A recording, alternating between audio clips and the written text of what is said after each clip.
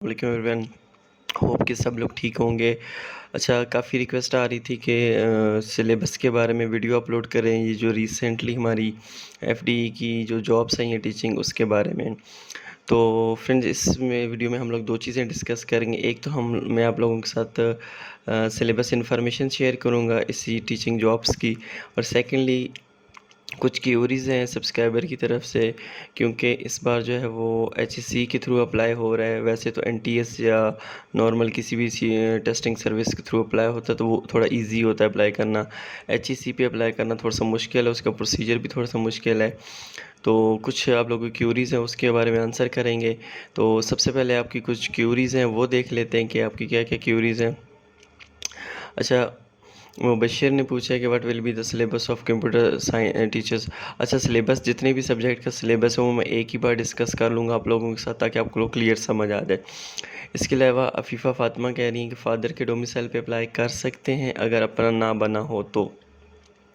देखिए, फ़ादर के डोमिसाइल पे आप लोग अप्लाई नहीं कर सकते। क्यों? क्योंकि 16 ईयर एजुकेशन के बाद भी अगर आपने डोमिसाइल नहीं बनवाया तो फिर ये आपकी लापरवाही है। तो आप इस तरह करें कि अभी डोमिसाइल की एप्लीकेशन दे दें और उसका जो भी टोकन नंबर या रिसीविंग नंबर मिलता है वो ले लें, और फ़िलहाल आप अप्लाई कर दें। अप्लाई के बाद आपको जब भी डोमिसाइल मिलेगा आप एलिजिबल होंगे। इसके बाद इंज़माम पूछ रहे हैं, अस्सलाम वालेकुम, क्या बीएससी 2 ईयर वाला अप्लाई कर सकता है? तो नहीं भाई, जो बीएससी 2 ईयर वाले वो अप्लाई नहीं कर सकते, क्योंकि यहाँ पे क्लियरली मेंशन है बीएस ऑनर 4 ईयर। ठीक है। हाँ, अगर आपके पास एमएससी है तो फिर आप अप्लाई कर सकते हैं, लेकिन अगर आपके पास बीएससी 2 ईयर है तो आप अप्लाई नहीं कर सकते। इसके बाद कमल पूछती हैं कि सर स्टैट्स वाले अप्लाई कर सकते हैं? तो यहाँ पे ये जो पोस्ट आई हैं ये प्योरली साइंसेस के लोगों के लिए पोस्ट हैं, आर्ट्स वाले लोगों के लिए नहीं है, या सोशल साइंसेस के लिए भी नहीं है। तो इसमें जो सब्जेक्ट आ रहे हैं हमारे पास, physics, chemistry, botany, zoology, biology, mathematics, computer science और इंग्लिश। इन सब्जेक्ट में से किसी भी सब्जेक्ट में अगर आपने जो है वो बीएस ऑनर्स किया हुआ है, 4 ईयर किया हुआ है, तो आप अप्लाई कर सकते हैं। इसके अलावा आप किसी और पोस्ट में हैं तो आप अप्लाई नहीं कर सकते, क्योंकि इस बार उन्होंने टोटली क्राइटेरिया ही चेंज कर दिया है अप्लाई करने के लिए। तो नेक्स्ट चलते हैं। आपी फ़ातिमा कह रही हैं सर जो रिसेंट पोस्ट आई हैं ईएसटी की, उसमें 2 बलूचिस्तान की फ़ीमेल की सीट है, तो पोस्टिंग बलूचिस्तान में होगी ना?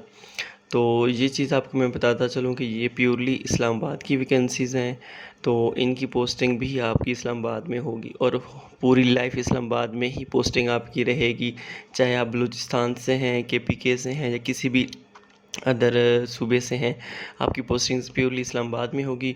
और ट्रांसफ़र इधर कोई चक्कर नहीं, ट्रांसफ़र होता है तो सिर्फ विद इन इस्लामाबाद ही होगा आपका। तो आप जहाँ से भी अप्लाई करेंगे आपकी सिर्फ़ और सिर्फ पोस्टिंग इस्लामाबाद में होगी, और पूरी ज़िंदगी आपने वहीं इस्लामाबाद में ही रहना है। इसके बाद हिना पूछ रही हैं कि फ़ी हमने सिर्फ ऑनलाइन करवानी है या चालान की प्रिंट कॉपी निकलवा के फ़ी एचबीएल में सबमिट करवा सकते हैं? अच्छा, सबसे बड़ी बात यह कि फ़ीस जो है आपने सिर्फ ऑनलाइन जमा करवानी है, और ऐड के ऊपर जो है एचईसी का अकाउंट नंबर भी गिवन है, और आप उसके थ्रू भी करा सकते हैं, और आप एटीएम के थ्रू भी करा सकते हैं जमा। ठीक है, वहाँ पे अकाउंट नंबर गिवन है। तो जहाँ तक चालान की बात है, तो जब आप अप्लाई करेंगे तो चालान कॉपी जनरेट नहीं होगी। क्यों? क्योंकि उसमें सिर्फ आपने ऑनलाइन जो आपने सबमिट करवानी है फ़ीस, उसकी रसीद जो होगी आपके पास, उसकी इमेज आपने अपलोड करना है। एप्लीकेशन की सबमिशन के बाद आपके पास कोई फ़ी चालान वगैरह नहीं आएगा, बल्कि आपने ख़ुद से एप्लीकेशन से पहले जमा करवाना है, उसके बाद आपकी एप्लीकेशन सबमिट होगी, वरना नहीं होगी। साइमा पूछ रही हैं कि सर फ़ी चालान अपलोड कहाँ से करना है? फ़ी चालान आपने अपलोड नहीं करना, जबकि बेसिकली मेरे ख़्याल से ये लिखना चाह रही थी कि जो फ़ीस आपने जमा कराई वो कैसे अपलोड करनी है। तो आपने अपलोड ऐसे करनी है कि वहाँ पे जब एप्लीकेशन में जाएंगी तो फर्स्ट पेज पे आपने इन्फॉर्मेशन अपनी अपलोड करनी। सेकंड पेज जब जाएंगी तो वहाँ पे आपसे वो इमेज, डेट, इन्फॉर्मेशन मांगता है बैंक की कि आपने कब कराया या डेट्स वगैरह, तो वहाँ पे वो आपने इंटर करनी है। इंटर करने के बाद आपने जो उसकी इमेज बना के अपलोड कर देनी है। जो भी रसीद आपके पास होगी वो आपने ओरिजिनल कॉपी नहीं जमा, ओरिजिनल एचसी के एड्रेस पे उनको कॉरियर भी करनी है। अगर आप कॉरियर नहीं करते लेकिन इधर अपलोड कर देते हैं तो फिर भी आपकी एप्लीकेशन रिजेक्ट हो जाएगी। तो आपने दोनों काम करने, अपलोड भी करना है और वहाँ पे जाके आपने जो है वो सबमिट भी करवानी है। अच्छा, इसके बाद तौकीर पूछ रहे हैं कि सर कोई पास्ट पेपर की एग्जांपल देकर दिखा दें कि एटलीस्ट कंफर्म हो जाए कि test pattern according to subject होगा, वन पेपर हो तो ऑल सब्जेक्ट अप्लाई करना है कल, सो प्लीज़ सिलेबस का इंश्योर कर दें। अच्छा भाई, लास्ट टाइम पहली बात इनकी वैकेंसीज़ काफ़ी लेट आ रही हैं, तकरीबन इससे पहले 2015-16 में आई थी और उसके बाद अब आ रही हैं।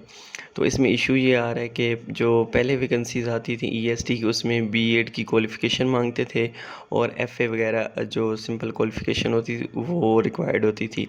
लेकिन इस बार इन्होंने टोटली क्राइटेरिया ही चेंज कर दी है और इसमें सिर्फ सब्जेक्ट स्पेशलिस्ट ले रहे हैं और डिग्री भी इन्होंने मास्टर कर दी है। थर्डली इन्होंने जो है वो बीएड की शर्त ख़त्म कर दी है। तो जितनी मेरी जो है वो बात हुई है एफडी के 3-4 बंदों से जो इसी ही डिपार्टमेंट्स के रिलेटेड हैं, तो सिलेबस के बारे में आपको मैं बताता चलूँ कि सिलेबस जो है आपका, जितनी मेरी इन्फॉर्मेशन है जो मैंने पता की एफडी वालों से, वो कह रहे हैं कि इस बार टोटली चेंज होगा और सब्जेक्ट वाइज होगा।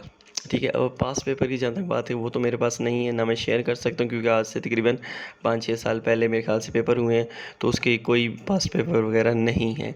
तो जो सिलेबस आएगा वो एचईसी अपलोड भी करेगा, लेकिन मैं आपको उससे पहले श्योर कर दूँ कि जितनी इन्फॉर्मेशन मैंने ली उसके अकॉर्डिंग आपका सब्जेक्ट वाइज पेपर आएगा। ठीक है, और मे बी वो फ्लक्चुएट कर सकता है, 70-30 कर सकता है या 60-40 कर सकता है। जो मैक्सिमम चांसेस हैं 80-20 के, 80% आपका सब्जेक्ट वाइज होगा और 20% आपकी इंग्लिश होगी। तो फिर भी जो भी अगर न्यूज़ होगी तो मैं आपके साथ ज़रूर शेयर कर दूँगा। इसके बाद लास्ट पे जो है रिवरोरा, ये बड़ा अजीब सा नाम है सर। ये रिसेंटली जो फेडरल की जॉब्स आई हैं इनका सिलेबस बता दें और टेस्ट कब होगा, please upload video. Same question EST chemistry syllabus और सेम क्वेश्चन, सबका सेम क्वेश्चन है। अच्छा, टेस्ट जो होगा वो तकरीबन 2 महीने बाद होगा। ठीक है, इतना जल्दी नहीं होता, मे बी 3 महीने भी हो सकते हैं, क्योंकि कोविड की सिचुएशन की वजह से इस बार जो है स्केड्यूल इसका चेंज हो सकता है। वैसे नॉर्मली 2 मंथ बाद होता है। सिलेबस के बारे में फिर मैं आपको बता दूं कि सिलेबस जो है इसका, जो मैंने कन्फर्मेशन की है, अभी ऑफिशियली एचएससी की वेबसाइट पे या कहीं पे नहीं है, लेकिन जो मैंने सोर्सेज से इन्फॉर्मेशन ली है उनके अकॉर्डिंग इस बार सब्जेक्ट वाइज पेपर आएगा। इंग्लिश वालों का अपना इंग्लिश के अकॉर्डिंग आएगा, बॉटनी वाला अपना बॉटनी के अकॉर्डिंग आएगा, सबका। क्योंकि इस बार अगर आप डिग्री देखें तो वहाँ पर डिग्री बीएस ऑनर है, स्पेशलाइज्ड डिग्री है आपकी, तो आपका पेपर भी अपने सब्जेक्ट का ही आएगा। ये चांसेस बहुत कम है कि जनरल पेपर है। ठीक है, इंतहाई कम चांसेस है। जनरल पेपर वहाँ पे आता है जहाँ पे आप लोगों का जो है सब डिग्रियों को अलाउ किया जाए कि आप लोग अप्लाई कर सकते हैं, लेकिन इसमें कोई अलाउ नहीं किया गया। तो सिलेबस का मैं आपको तकरीबन 70% तो 80% मैं श्योर हूँ कि ये सिलेबस आएगा। इसके अलावा फिर भी अगर कोई इन्फॉर्मेशन आती मैं अपलोड कर दूँगा। और मैंने ये वीडियो इसलिए ही अपलोड की है क्योंकि आप लोग काफ़ी सिलेबस के बारे में पूछ रहे थे, तो मैंने कहा आप लोगों को इसके बारे में आगाह कर दूँ। फिर भी आपको कोई क्वेश्चन है या कोई भी इशू है तो आप मुझसे पूछ सकते हैं और मुझे कमेंट बॉक्स में ज़रूर कमेंट कर दीजिएगा।